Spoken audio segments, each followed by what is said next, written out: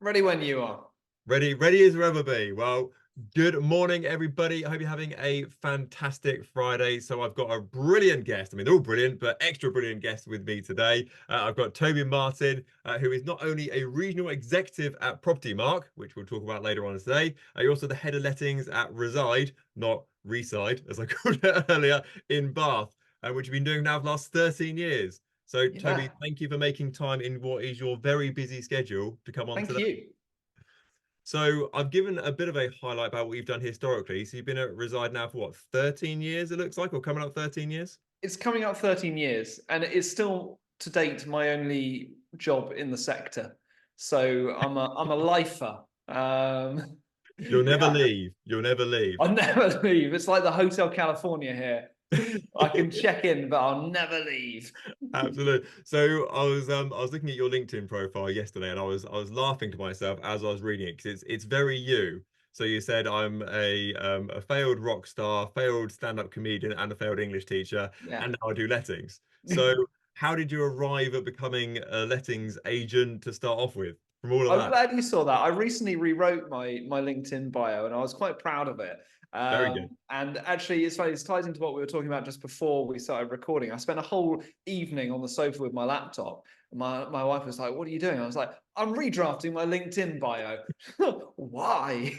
It's just what I feel like doing of a Yeah. weeknight. But I'm glad you said it sounds like me, because the longer I keep doing this, the more I feel value in really trying to convey personality. And I think that's something that can carry a lot of weight, especially in our sector, where there are a lot of people who feel that the best way to convey themselves is with gravity and seriousness, because we are in a serious business. We deal with people's homes; it's their most important asset. So we have to be poker faced and very grave about this subject. And I like being quite light-hearted, and I don't think it diminishes or takes away from the seriousness of the work that I do. So yeah, it was slightly light-hearted, and I talk about failure quite a lot in it, because I think I've arrived where I am due to the failures in my life, and I wear them. I've come to wear them with a badge of pride, and I've been thinking about this an awful lot lately, about the nature of failure, and the nature of failing up. And I don't think that I could be where I am today, not necessarily career wise, but also in terms of self belief, confidence, what I've learned without having gone through failures in my career. Um, I'm sure it'd be lovely to walk into your first job, absolutely smash it out the park, and do it for the rest of your life. But I can't help but think that you would also miss out on some important life lessons. So yeah, I arrived in agency following a many years of making poor decisions, which probably began when I left school and went off to university with a kind of 18-year-old's mistaken belief that what I really needed to do was a degree in French and philosophy. And I had images of myself sort of smoking cigarillos and discussing Why? Very, Descartes. very cool. Very cool, but didn't speak a lot of French, and didn't really get the philosophy. So Apart from that, it was perfect. apart from that, it was perfect. Then I decided I was going to be a teacher. I think teaching is quite often inherited. You get families of teachers, and there were teachers in my family, and I developed a big love for my subject, which was English, and did really well at that, and I thought, well, I'm really well suited to this. This is, I finally, I've hit the nail on the head. I've made a good decision. Interviewed and got my first job after I qualified, and it was a complete disaster. The school was terrible. It was terribly run. And that was a valuable lesson in how not to run a team. Um, and fell out of that after a year of sobbing in the stationery cupboard, and didn't know what to do with my life, because I'd decided that I was going to be a teacher for life, and everyone had told me that I was going to be great at it. and had absolutely no idea what to do with myself. So I temped and then started applying for permanent jobs, and obviously took the first one I was offered because I was desperate for a job. And that just happened to be at this letting agent that I'm still at today. So there was absolutely zero calculation or thought that went into a career in property. It's just where I found myself. And thankfully, it seemed to suit me. There you go. Well, it seems to be working out pretty well so far. So, as you said, you've kind of fallen upstairs effectively. So, Yes. I know we met for the first time at Simon Ledbetter's 30 Years of Marketing a little while ago.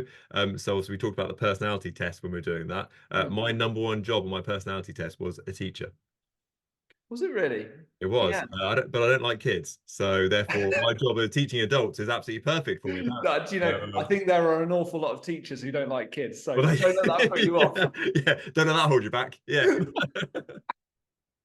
Yeah, you want to spend some time in secondary schools, and that quickly becomes apparent. But yes, I mean, while we're on the subject, that's something that I've been thinking about an awful lot too. These sort of personality tests that I've heard quite a lot of people talking about, and it's certainly something that I came across a few years ago, but didn't really delve deep into it.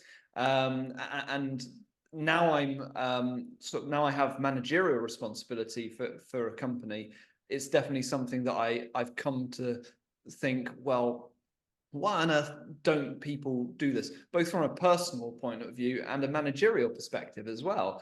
How on earth can you expect to get on with other people and to form meaningful and quick relationships with other people when actually, when you do these tests, you realize that you don't even know yourself that well?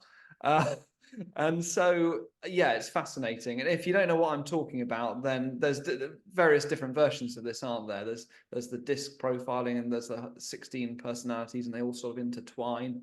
But I was very pleased to discover that I am an advocate, which I believe is the rarest of the 16 Ooh, personalities. congratulations. So get me. Very, very good. Yeah, I think I mentioned you on the course is that I've had that open on my screen as one of my Yeah. tabs, probably my only tab for a lot of times on my phone for the last year.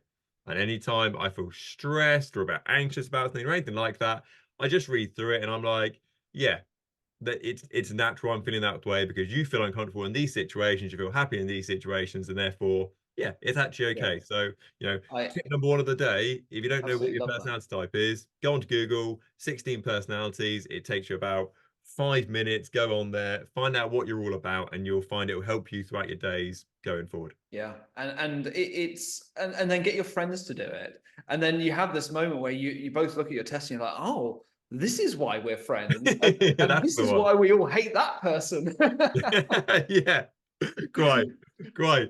So let's talk about personality, shall we? Because I don't want to say first came onto my radar because that sounds like I don't know what it sounds like. Who was Toby Martin before he went on Chris Watkins? Sounds like that, but definitely not the Who case. is Toby Martin? Full stop. Yeah, Literally, exactly, that's the question that exactly. most people are asking. I said to somebody at the moment, the other day, at the minute, I'm like hydrogen. I seem to be everywhere, but no one knows what I do. Yeah, well, quite. Well, we're going to go into that more. So, I'm not going to talk to you all about video and social media because you've talked about that a million times. Been I'm there, done bored it. of talking about it in reality. So that is not on my I've agenda made in the any way, point. shape, or form. Move on. Let's move on. Well, that video stuff that'll never We take get it, off. Toby. Yeah. So let's talk about. So the video that caught my eye first of all is your video you did with Chris Watkins about the not being an alpha male in the estate agency world. And Mm, I've come up against this to a point. You think of a estate agent, generally speaking, as Simon Ledbetter would say, most estate agents are, is it male, pale, stale, don't yeah. like kale, whatever the rest of it is. So that is generally your stereotypical estate agent you come up to. And generally it's quite I'll say manly men. I don't know what the term is. I don't know what Yeah. the, alpha male manly man sort of thing. And I've never personally felt like I've kind of clicked into that niche particularly. I don't like football, don't really like drinking all that much. I'm not in that sort of culture in any way, shape, or form. So lots of things you were saying on that video were kind of clicking for me. And I was like, actually, I completely agree. I Yeah. completely agree. So for anyone who hasn't seen that video, you can check it out on Chris Watkins' YouTube channel. Chat us through a bit of a summary about kind of the main topic and the underlying message in there. Sure. So when I came into the industry, as we've established, I did so, with at the very bottom rung of the ladder within my company, and I've worked my way up from there. And certainly, setting out in agency, you look for role models, you look for people who perhaps you can learn from or emulate.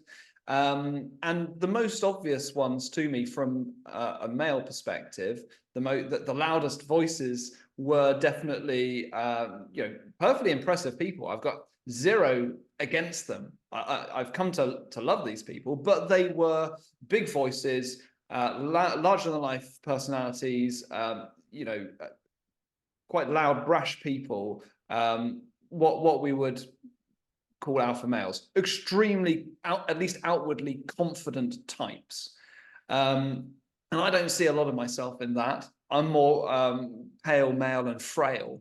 Like I'm not an alpha male by any stretch of the imagination. Pretty much every movie, regardless of whether it's a comedy, action film, or whatever, makes me sob. I am quite honest with my feelings in terms of self-belief, confidence, and certainly historically, I haven't had a lot of belief in myself. It's taken a long time for me to develop that. And so I really, for a long while, thought, well, the upper echelons of agency is clearly not a place for me. It's not occupied by people like me.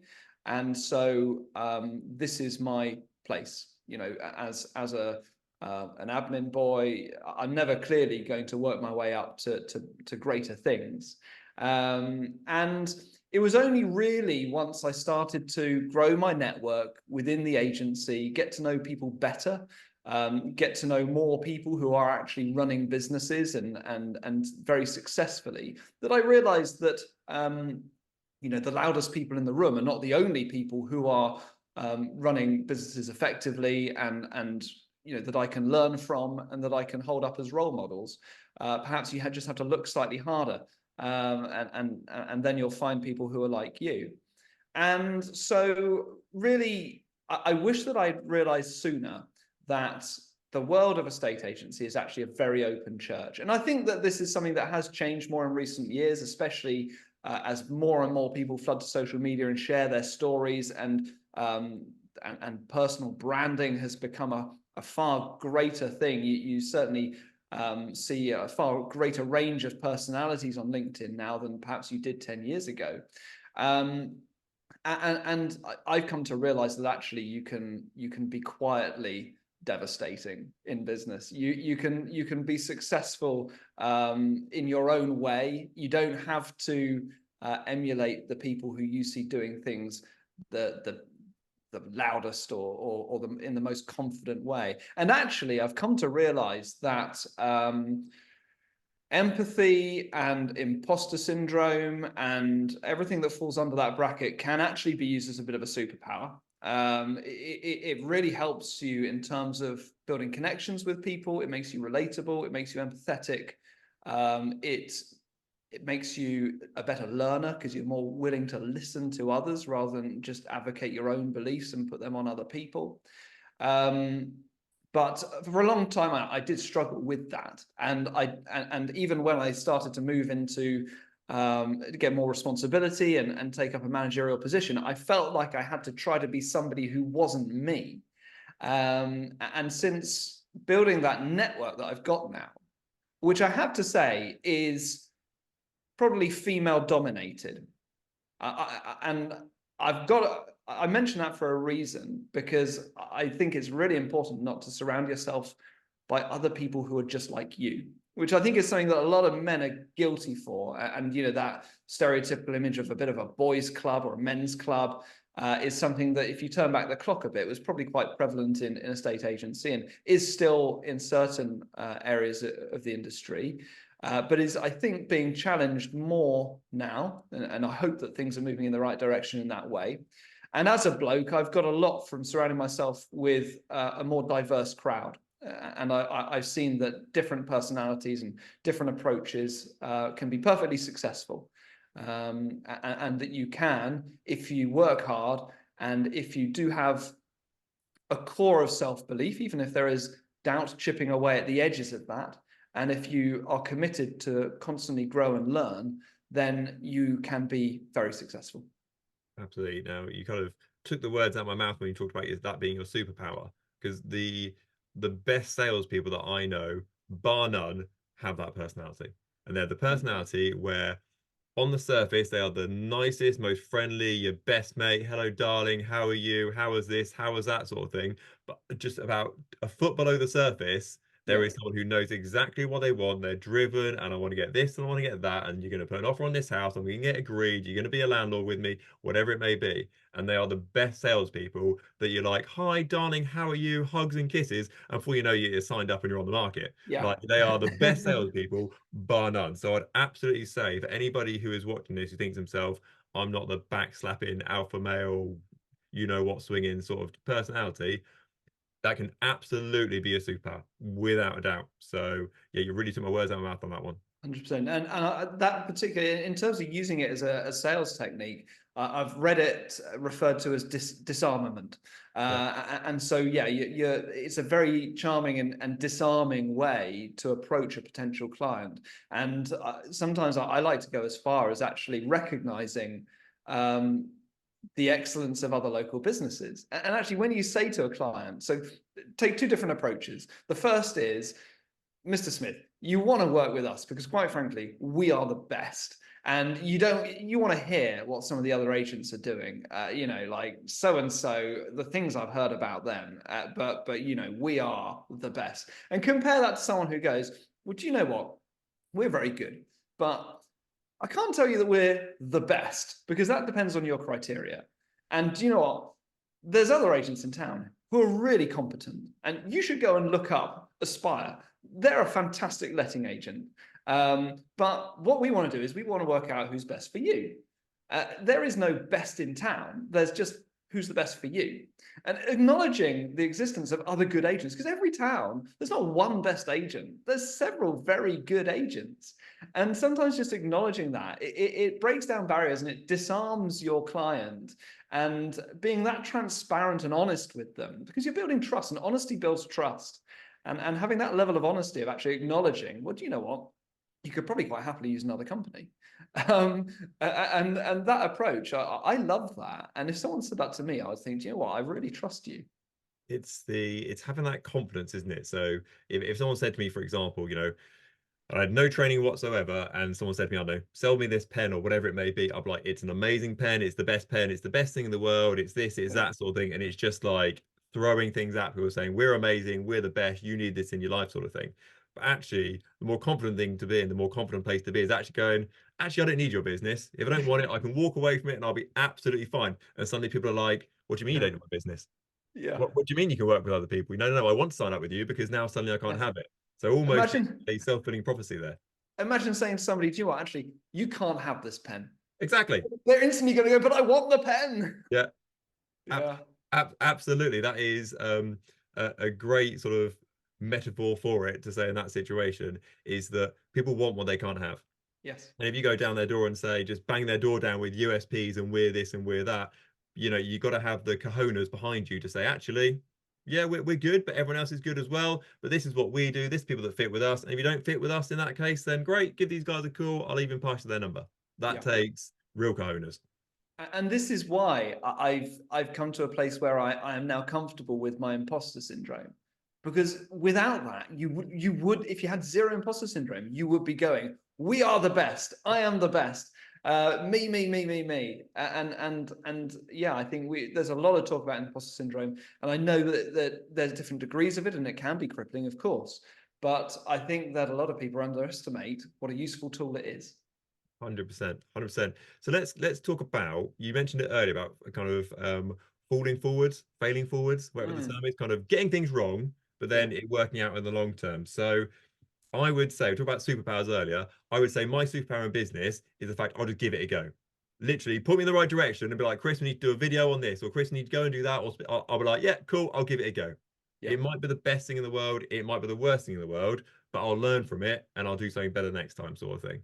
So yeah, I don't know. I was nearly going to say to you, let's go through some of your mistakes. That'd be cripplingly bad for a Friday morning, first thing in the morning. I'm But up for if it. you, for example, if you looked back at, after saying I wasn't going to talk about video, if you looked back your first ever video, for example, Yeah. you did on social media, for example, I'm sure you'd watch that now and go, what an idiot. Yeah, yeah, yeah. Well, when I do talk about video, which we're not doing, but Definitely not doing. when I do, I always say to people, be prepared to know that your first video will be crap, Yep. or you'll at least feel that it's crap. Mhm. And I have this thing which is starting to become quite challenging now. But for the last few years, I have always taken the philosophy, if someone asks me to do something, I'm going to say yes. It's like the whole Danny Wallace book, Yes Man. If somebody asks me or gives me an opportunity, say yes. And I've just been trying to accept all offers, all opportunities that I can, and not all of them work out. I say it's becoming more challenging because it's worked for me, and I'm now receiving more and more invites to things, more opportunities, and it's hard to say yes to them all. But there's obviously mileage in it, because I think that if your first instinct when presented with an opportunity is, well, what if this fails? Then you're potentially also missing out on an opportunity to succeed. Now, there are obviously certain parameters to this, because I'm not saying that someone should just bet their house on every risk that comes along. But when those opportunities are more, such as meeting new people, expanding your network, getting to conferences, those are the kind of opportunities that have really worked for me within the industry. And I used to be quite close to that. And I used to go, okay, well, look, I'll get to one conference this year. Beyond that, I probably don't need much, because I've heard all the talks. The conferences aren't about the talks. It's about the people who you're going to meet at the talks. But that's probably getting away from the point of failure. And this is something I've only come around to quite recently. And I get that it is easy to say in hindsight. Nobody ever goes into a situation planning to fail. You're never going to go, okay, well, what I really need is a learning experience, so I'm going to fail miserably at something. But if something is 50-50, or if you're not entirely sure about it, give it a go. And don't just give it a go. Throw yourself into it wholeheartedly, because there's a chance that you might fall flat on your face, but the success could be equally in proportion to the failure. So if you just dip your toe in the water, then you'll either slightly fail or slightly win. But what we really want are big wins in life. So to do that, you also have to acknowledge the possibility of a big loss. Yeah, quite. I think that a lot of people think that other people can do it, but then underestimate what they can do themselves, which sounds very motivational for a Friday morning. But Yeah. as a real life example, so about 5 years ago, if you told me to do anything manual labor wise, car wise, I'd be like, nope, can't do it. Nope, don't do that. I'll get a man in an overalls to do it for me, sort of Yeah. thing. And then about 5 years ago, I thought to myself, actually, I'm relatively young, I'm relatively fit, I've got two hands, I've got 2 feet, I've got a brain on my shoulders. There's not many things these guys can do that actually I can't work out myself. And now all changes on the car, radiator Yeah. changes in the house. I'm like, go for it. I'm loving it. But you have Yeah. to, I think people have to back themselves slightly more than they probably currently are doing. Well, I'll give you another example. Last year, I started a podcast, and I didn't mean to start a podcast, because I thought there were probably enough. But what There are a few. That's why I don't call this a podcast on purpose, because everyone's ah got a podcast. I also accidentally made a podcast. So what I thought I would do is, in similar fashion to what you're doing, I saw interesting people who I fancied chatting to. And I asked them to record a video with me. And then someone said to me, you do realize you made a podcast. So I thought, wow, all right. So I put it on Spotify and everything. Yeah. But the reason why I did that was not because I went, do you know what? What brand Toby needs now is a podcast. The main reason I did it was because I have always had a bit of an issue And it comes back to the self-belief imposter syndrome issue with walking into rooms of people who I don't know. And I gravitate towards the corners of rooms. I don't approach people and start conversations. I wait for them to come to me, and I often feel pretty awkward. And so I wanted to confront this and deal with it, especially in a line of work like ours, where you have to go and meet people who you've never met before and make an instant rapport with them. So I thought, I'm just going to start conversations with people who I don't know. So I started messaging people who piqued my interest, and saying, would you mind recording a video with me? And I remember doing the first one, and I was so nervous. I was so nervous that I was just going to run dry, and there were going to be awkward silences, and it was going to be a disaster. But I did. I think I did 5 or 6 of them, and I no longer have a podcast. I decided to stop doing it because it served its purpose, and I spread myself too thin. I can do without it, but it worked. It worked by setting up these conversations with strangers. I realized that I could do it, and I actually have no fear of that now. I will walk into a room, like the training that we went to a couple of weeks ago, and I didn't know you, Chris. I saw you on LinkedIn, but I was very happy to see you because I was like, there's Chris. I know him from LinkedIn. I want to talk to him. I'm really excited to talk to him. A few years ago, I would have gone, there's Chris. He's kind of LinkedIn famous. I'm gonna just wait and see if he comes up to me. So yeah, that was an example of doing something which did actually terrify me slightly, but it could have fallen flat on its face because I could have had a series of very awkward Zoom calls, which ultimately led to nothing. But it was a success in that, yeah, I didn't get any financial success out of it, and I don't know if it did anything for my career, but it was a personal success because I grew from it and I learned from it. That's very, very good. Yeah, I think certainly that's recognizing not necessarily a flaw in yourself. That's the wrong way of putting it, but noticing kind of an area where you'd like to be stronger, and going, actually, Yeah. what are the steps I can make to make myself a sort of a better person? God, it's all very philosophical for a Friday morning. What are the steps I can make to make myself a better person, actually take myself out my comfort zone slightly, not massively. We're not dropping you in a swimming pool full of sharks here, but actually just bringing it forward a little bit, and just Yeah. step by step by step. And I found this the other day actually so I get people booking video calls with me that I've not met before, and I'll look at them online and have a look at what their business is doing beforehand, sort of thing. And some people look really, really scary in their profile pictures, and you're like, oh my god, this guy looks really, really serious. It's black and white, and it's this and he's that, and he's been head of that. Yeah. And you go on the video call, and they're like, all right, mate, how's it going? You're right. Yeah, I'm Yeah. a bit hungover from yesterday still, and you're like, okay, it's going to be okay. Clearly, I built that up in my head into a far bigger thing than it actually was going to be. I'll give you an example, and I'm sure that he won't mind me saying this because I know him quite well now.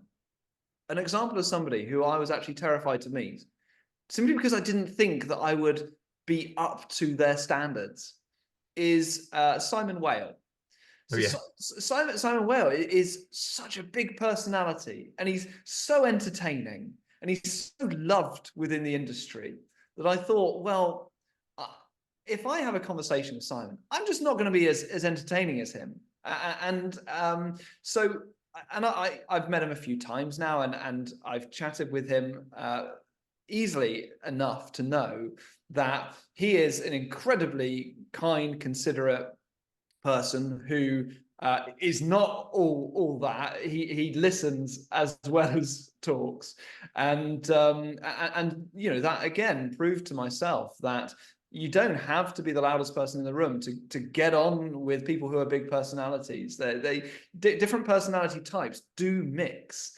And so, yeah, Simon's great. He's absolutely fantastic. But for a long while, I thought, well, it just simply wouldn't work. I wouldn't be up to his standards.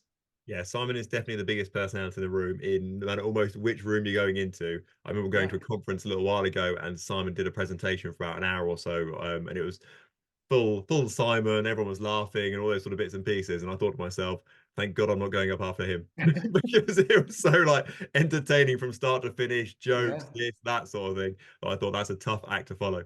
Yeah. And so, if anyone is listening who is like me and you find yourself in the same room as Simon Whale, Go up and chat to him, because it will be the best conversation you'll have that day. Don't think that just because you're a quieter person, he won't want to talk to you. It's back yourself and you'll be surprised. No, I love that a lot. Love that a lot. So speaking of backing yourself, nice little segue there. Going on your website. So I looked through it and you've got lots of reviews on there. So you're what, over 200 reviews on Google, which is amazing. And you're at 4.9 stars. There's always one pesky tenant who It's gives you a always one, but four it makes star. it look more authentic, doesn't it? We'll hunt them down. And you do lots of landlord testimonials as well. So I saw on your homepage, you've got a video of a landlord chatting about how amazing you guys are. How important is it, A, to provide a brilliant customer service, which I think most people can guess the answer on that side, but how important is it then to convey about to the public about how brilliant job you're doing to your potential future clients through your messaging? So I think that if I start with the second one, I where you can, it's all about showing and not telling, isn't it? So I think showing the levels of your service is much more effective than just having a thing on your website saying, our customer service is great.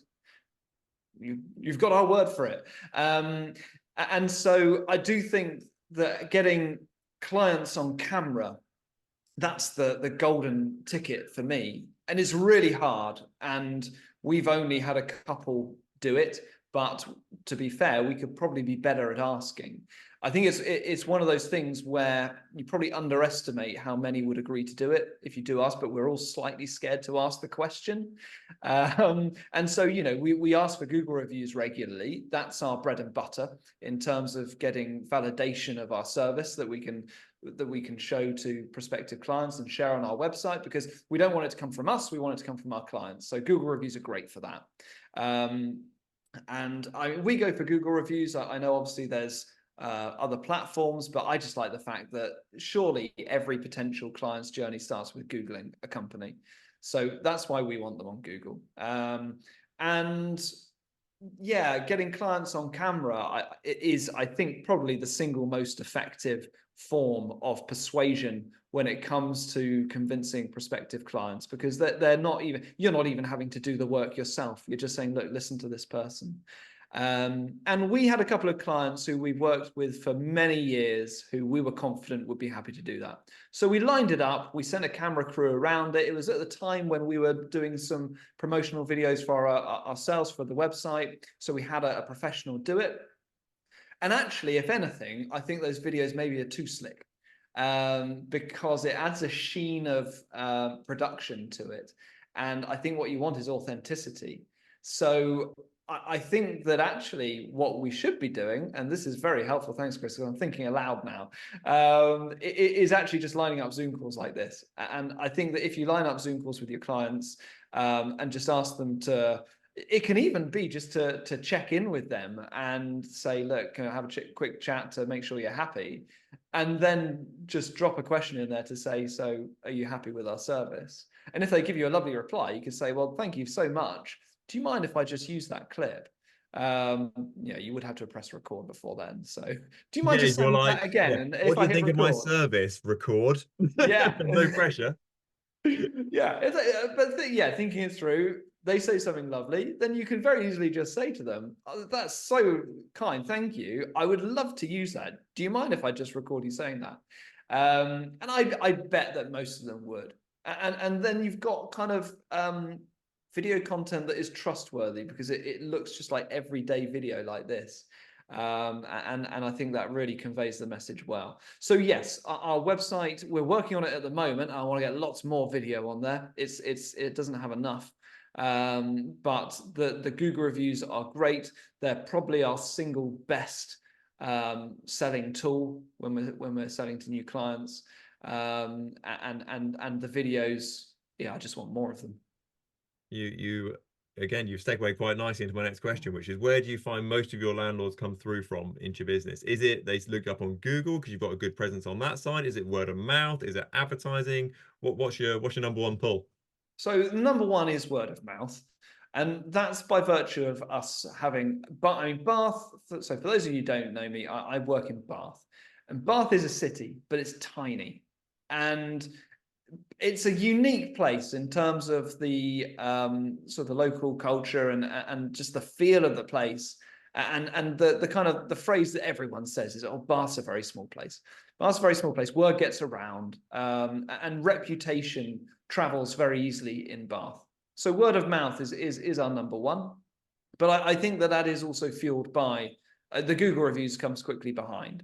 And I think that even if someone is recommended by word of mouth, they're still going to go straight to Google and look you up. And if they don't like what they see, then they're probably going to discard the word of mouth advice that's been given to them. Because I think that we're sufficiently ingrained as a culture now to almost trust Google more than our friends. I think someone could say to you, use this company, they're great. And if you go online and see loads of 2-star reviews, you're going to go, oh, I'm not going to risk it.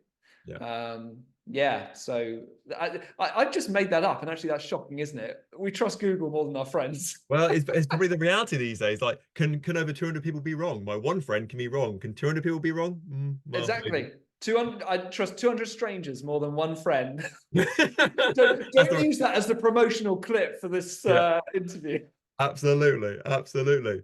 So let's talk about property, Mark, shall we? Because you are is it regional executive? Regional executive, yeah, that's right. Before you say anything, before you describe to everyone what that is, newsflash, you don't get paid to do this. So is my number one question I asked you when we met up a little while ago at the pub is how much do you get paid for doing this? And the answer is zero. So why on earth are you regional executive for a company that pays you absolutely nothing in any way, shape, or form? You looked so shocked. It was like a real revelation when you discovered that. Yeah, I do it for the love of it and for the cause. And do you know what?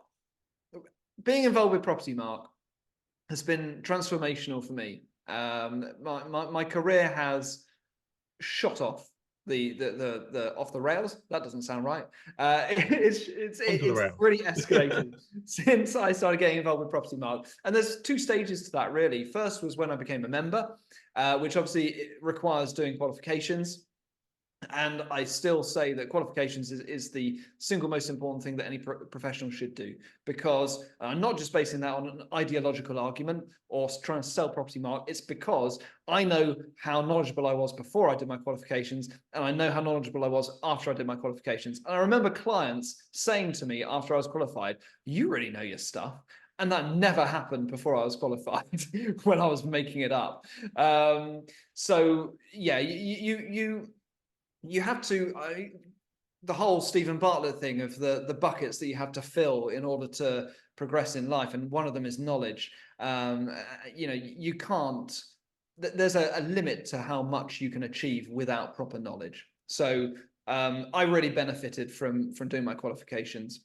And then when I became increasingly involved with Property Mark, by not just paying the subs and putting a sticker in the window, but by going to conferences, chatting to other people, trying to expand my network, I got so much out of that, because I started to, we were a quite insular company at Reside.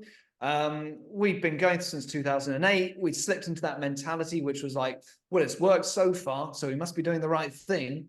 And we didn't look outside of our immediate network for advice or inspiration. And meeting other people running other businesses really gave me that. And I was saying, oh God, they do that. That's amazing. Why don't we do that? And so, having a network is great, but how do you build that network? You can't just walk into other offices and say, "Hi, I'm Toby, I'd like to get to know you." So Property Mark gave me that opportunity and that structure to build a network and to meet other people. Then, so Harry Truman, the great Harry Truman, lettings director at Andrews, an all-round good egg. She approached me. She had this role as regional executive for the West Country, but she was moving on to better presidential things. And she asked me if I'd be interested, which was really as a result of sort of the videos that I put on LinkedIn, putting myself out there. She didn't know me well, but I'd sort of made an impression through my social media, really, which again is another argument for that. And I'd already got so much from Property Mark that the thought of becoming more involved with them was a no-brainer. So no, I don't get paid to be a regional executive, but what I do get is I get to meet up twice a year with every single regional executive across the country for training days. And so that's a room of, well, I mean, probably around 80 when you take into account the sales agents as well. Really committed, driven agents from across the country. And you know they're committed and driven because they're also doing it for free. So those days that I spend with them, I come back to the office the next day, just everyone can't stand it because I'm like, I've got so many ideas and like, we should do this and we should try that and let's rip up this. And so just in terms of the inspiration I take from that, it's been huge. But then Property Mark as a whole, my role is to be a representative for Property Mark in the West Country and to be a representative for the West Country's members back to Property Mark HQ to make sure that they're heard, that the challenges that they're facing are represented by Property Mark's lobbying, policies, and the work that they're doing generally. So I see that as yeah, it's a real honor because I think that's quite an important role. And I hope that the people in the West Country and across the country know that there are people who are working hard to represent them, because especially in lettings, we are rife with challenges, and we're heavily politicized at the moment. So having an entire body representing your views, I think, is very important. So I'm happy to do that for free. There we go. Send your donations to the Toby Martin Pray for Toby Fund to Don't do that. Just buy a ticket to Property Mark 1 and I'll be happy. Oh, shameless plug. Shameless plug. That's very, very good. I like it a lot. That's been very, very good. So thank you so much for your time today. It's been really, really good. So thank you I know you're a very busy man with lots of things going on, especially on a Friday. So thank you so much for putting time aside. It's been an immense joy. Thank you so much. If anybody wants to get hold of you, what's the best way? I'm all over LinkedIn, so please do connect with me on there. And from my profile, you'll find all of my contact details. But also, yeah, my company's Reside. You can always look us up and find my email address. I'm always open to conversations. I love it when people get in touch, even if you're just trying to break into the industry. I've always got time. Absolutely amazing. And what are the events you've got on your radar in the future you'll be attending? I guess you're going to the Women in Estate Agency. I haven't booked for Women in Estate Agency yet. It's one that I'm trying to jam into the calendar. The one last year I didn't get to, but I've heard so many people say that it was their highlight of the year. So I hope that I'll be at Women in Estate Agency. Then we've got, I mean, all the Property Mark stuff, obviously. Property Mark 1, which is at Excel this year. It's going to be really exciting. And obviously the regional events as well. There's one in Bristol, one in Exeter, but they're all over the country. And yeah, I certainly also want to put a big shout out. I'm tempted to go again, but Simon Ledbetter's course, what a day. 30 years in marketing in one day. Have a look at the dates because there's more throughout the year. But yeah, I hope to see you at some of these events later in the year, Chris. You absolutely will do. I booked my Women in Estate Agency conference ticket this morning. So, well, if that doesn't incentivize me, what will? Exactly.